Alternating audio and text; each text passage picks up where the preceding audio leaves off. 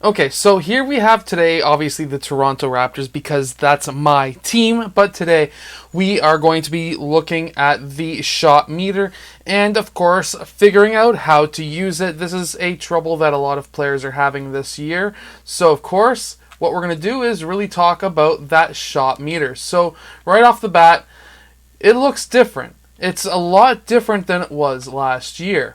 So, basically, what you need to do is aim totally straight down on the joystick, on the right joystick, to be able to shoot.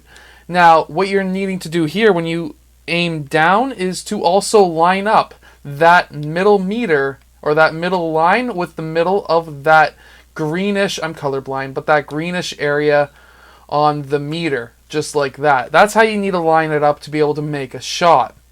Now, this may seem like a hassle, so if you don't like that, you can always click the square button, which is like the old school thing where it kind of goes across.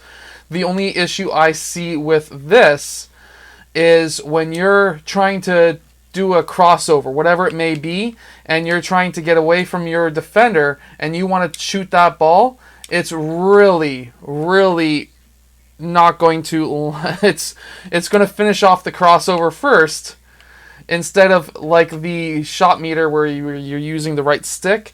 It's that basically allows you to shoot pretty well right away once you finish that single crossover that you're doing.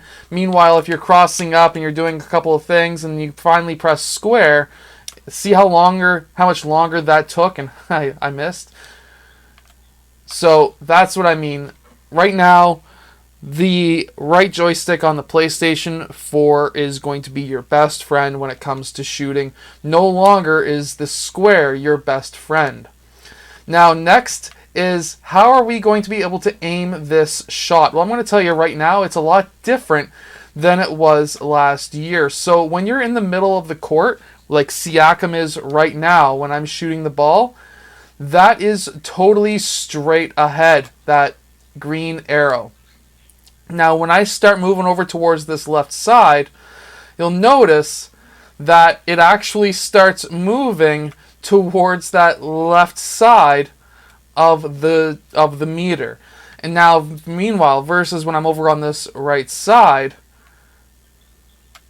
it starts moving over towards the right side, which is a pain in the butt a little bit, but you actually kind of get used to it because usually when you're on the right side of the court, you're going to be taking the shot most likely leaning towards the right side anyways, so it does kind of help you out a bit anyways. Now, the reason why I have the hot zone overlaid right now, I'm not trying to cheat or anything, but this is a great way to actually find out about your team. So you can then pick out your team players, your players on your team, start shooting with them, and then you're able to figure out where their hot zones are, and from there, you're able to then know where... Oh, that's off. And then you're able to know where their hot zones are, and you're basically all set, because then you can switch between players, learn their hot zones. And yeah, and the nice thing too is even if you do miss going in for a layup, usually when you're close enough, unlike there, it'll just allow it to happen. Now, from there, to dunk the ball is basically the R2 button when you're running towards the basket and then pulling down on the right joystick. That's going to give you what they call a flashy dunk. If you want to go in for a normal dunk, you just push up on the right joystick, and then you don't really have to worry about the whole shot meter as it is, because that's not even going to bring up the shot meter. So there's a quick little tutorial on the shot meter. I hope that you have enjoyed today's video. It is a little bit of a hassle to get to know a new thing in the game that you've been playing for probably your whole entire life, but believe me, it's not that bad.